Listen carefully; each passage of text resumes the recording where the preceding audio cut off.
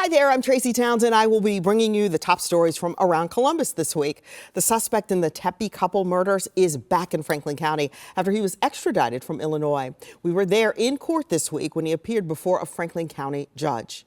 Whitehall City Council tried for a second time to remove one of its members who is under criminal investigation. We take you inside the meeting where the second vote took place to remove Gerald Dixon. A deadly crash on Christmas Eve prompted one West Columbus resident to start a petition for safety improvements. We spoke with people living at the intersection of Roberts and Windflower Roads about what changes they would like to see. Let's dive into these stories and more making headlines across Central Ohio.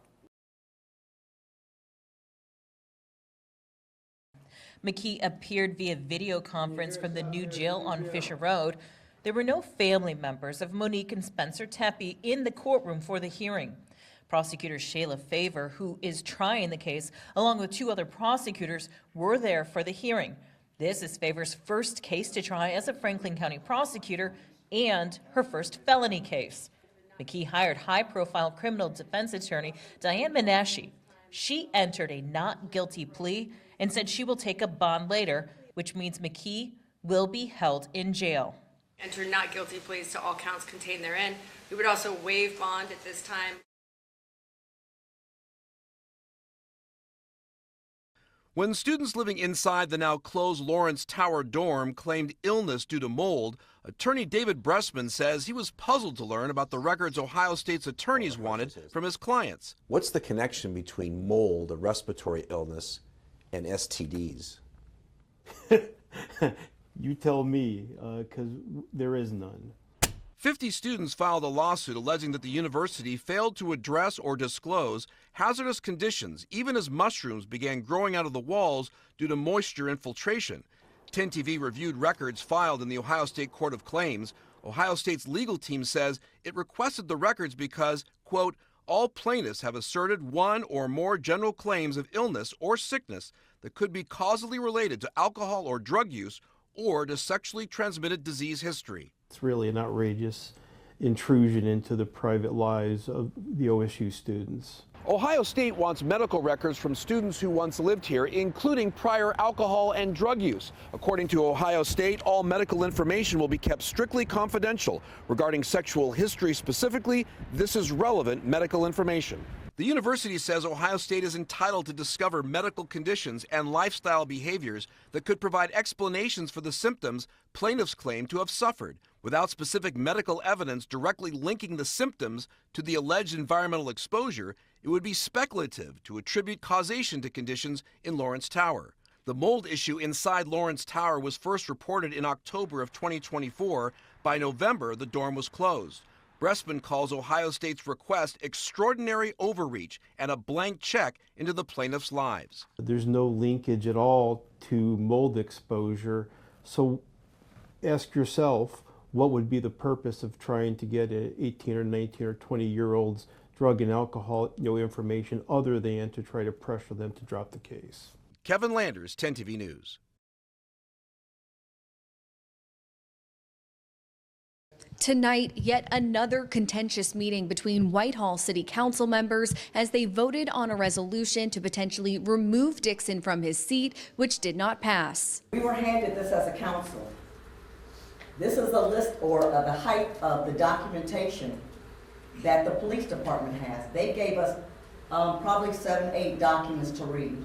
Unfortunately, all of our counselors did not read that documentation. Council members took the majority of the meeting to discuss the matter. The resolution to remove Dixon was introduced as a first reading by Council member Amy Harkar, meaning it would not be voted on until the third reading. Harkar says she wanted to give the public a chance to weigh in, but Council member Larry Morrison motioned to vote tonight instead, which passed in a 4-3 vote. Each member of council was given the chance to speak for 5 minutes, with Dixon getting the chance to speak last. Council members excluding Dixon then voted, which resulted in a tie, meaning Dixon would keep his seat since the vote was not unanimous. Dixon's supporters on council say they want to let this play out in the justice system first, while those against him say the seriousness of the allegations do not meet their standards on council.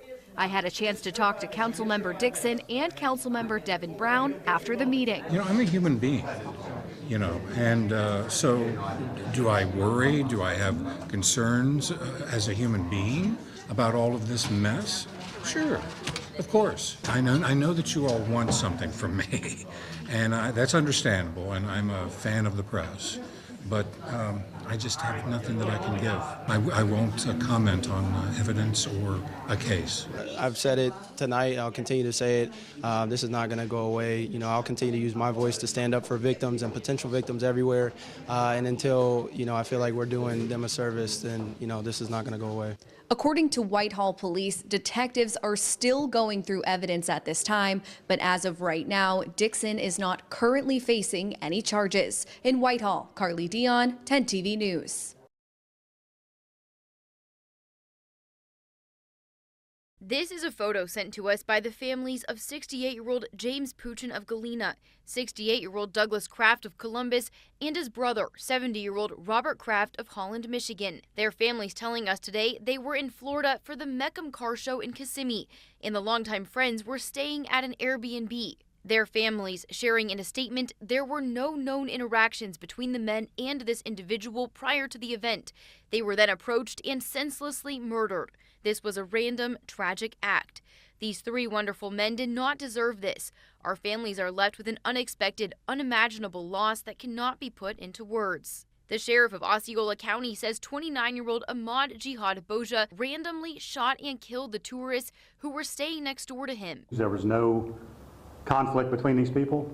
This is just random. Boja was in court Sunday morning with his head down. He's charged with 3 counts of first-degree murder. While the sheriff says the shooting appears random, the suspect has been in trouble before. I can tell you he was a threat to that neighborhood all the time. This is video of the suspect back in 2021. Deputies said he was firing at cars in a gas station parking lot.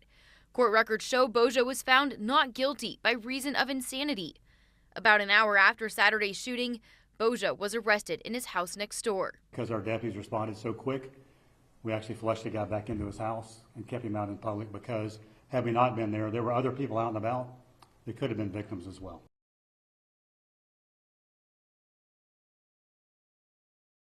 To crack down on crime in the campus area, a couple of years ago, they created a joint patrol between OSU PD and CPD. Well, now they don't just patrol together, but they have space to work together.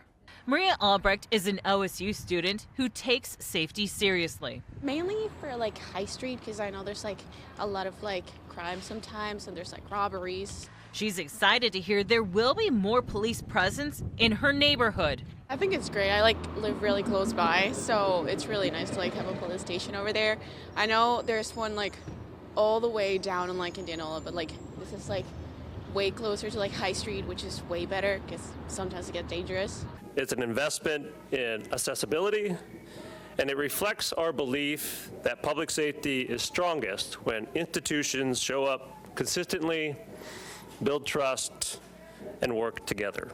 Along with training space to teach self-defense, space for the bike patrols, it'll be easier to sniff out crime in the area with space for the joint patrols to meet and work together. Sometimes information is separated between different police departments. We see that across the country where we're not sharing information, and since we're able to work so closely together with shared resources and equipment, all of the information is being shared well, which we're able to work better together. For OSU Police Chief Dennis Jeffrey, who grew up just blocks from the new sub, it's a dream come true.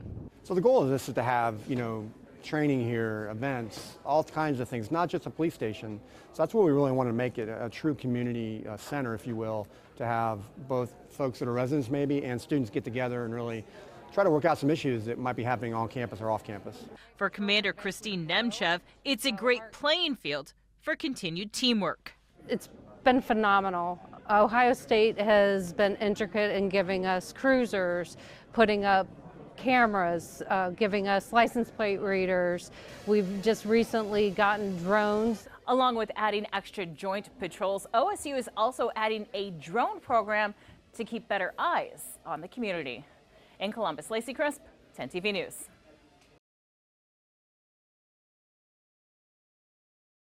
Columbus police reported the lowest number of homicides last year since 2007, but 37% of those homicides were related to domestic violence. That's a number Columbus police say is trending in the wrong direction, and it's why one organization is intervening.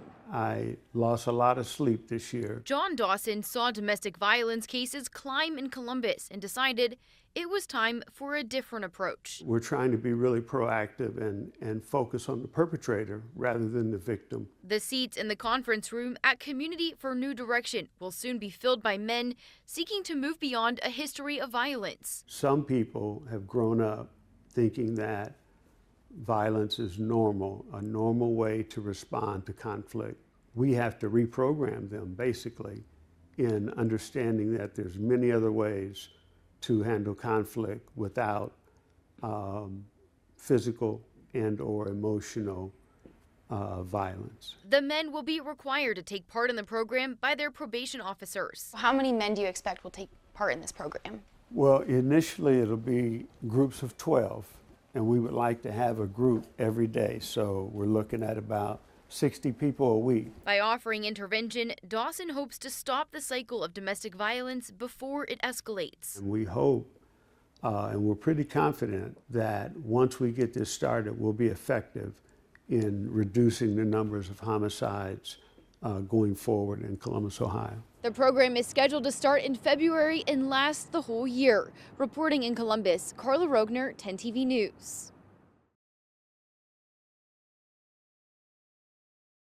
Warming centers like the one here at First English Lutheran Church offer people a place to go, but during these cold months, there's also a nonprofit that brings resources right to the people who need them. We know they're cold. We know they don't have supplies, so we just want to do it. Even on a cold day, Greg Eckert and Mission Warmth volunteers set out. What we do is we go out on a reconnaissance mission, we call it. They're visiting homeless camps, letting them know they'll be back later in the week with a bus full of supplies. We get a group of about 12 or 13 of our volunteers. We load up our Mission Warmth bus. We load it with coats, hats, boots, gloves, sleeping bags, and all kinds of other warming supplies.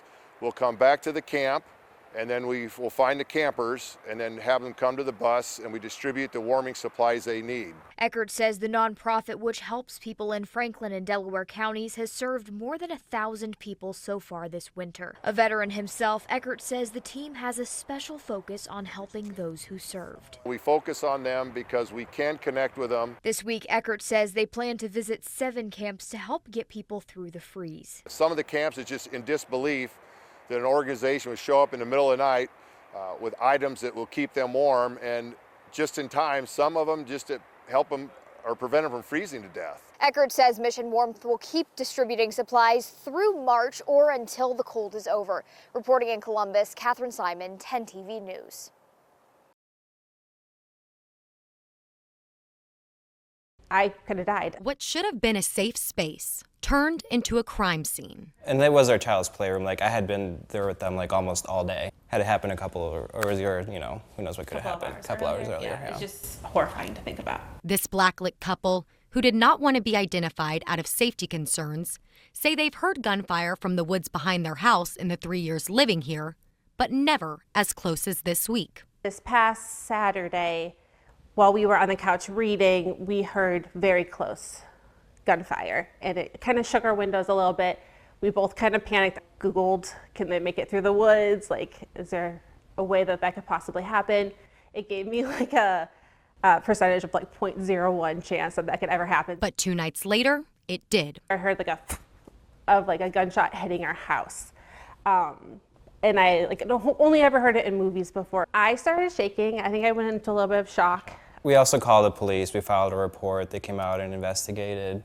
They were able to confirm that it was a 9mm that came through. They were able to retrieve the bullet. The bullet came through this window, traveled across their children's playroom, piercing through that wall and into their garage. Their next-door neighbor, who has a 3-year-old, says he's considering moving out. Someone shooting towards this neighborhood multiple times per week. It's just an accident waiting to happen. before somebody seriously gets hurt. He says if Jefferson Township trustees and the Franklin County Sheriff's Office can't control it, There will have a mass exodus in this community. so neighbors banding together to push for solutions. And the HOA has like started brainstorming with like the community or the township on like things that we could do to kind of hopefully mitigate that, like adding more lights or, speed cameras. And spreading awareness that they're here. People have lived here for a very long time, and just knowing that, hey, we can't do the same things we used to do. Let's maybe be a little bit smarter about this. They say the glass is replaceable. Us and our children are not. So that's why it's scary going forward. And that's why we really want assurances from the township that that land will be patrolled and made safer for families here. In Jefferson Township, Libby Cathy, 10 TV News. This is the area that neighbors want the city of Columbus to look into, right off Roberts Road where you turn into neighborhoods. I won't turn out at that intersection during the day just because that road's so busy. People I talked to who live near this intersection say it's tough to turn out of their neighborhood and onto this busy road. You have to use the middle lane, and you'll jump in there, and then maybe somebody also want to use the middle lane because they're coming that direction. So that can be an accident waiting to happen. After a deadly Christmas Eve crash at the corner of Roberts and Windflower Roads, Laura Lynn Bowerly says she wanted something to be done. There was just a lot of talk about how terrible that intersection is, and we need to do something about it. Bowerly started an online petition which she hopes will urge the city to look into the area. Ideally, I guess they would do a traffic study and they would make the determination about what makes it safer. I like that traffic can move on Roberts Road, but if there's not another light, then we're going to have more accidents. Now, Bowerly hopes the tragic loss of a neighbor can push the city to make traffic safety improvements to the road. We can't bring back this person. We can't take that pain away from the family, but maybe we could prevent it from happening to someone else in the future. I reached out to the Department of Service for comment, but haven't heard back. Bowerly says she plans to take the signatures she's collected to the city of Columbus at the end of the month. Reporting in Columbus, Catherine Simon, 10 TV News.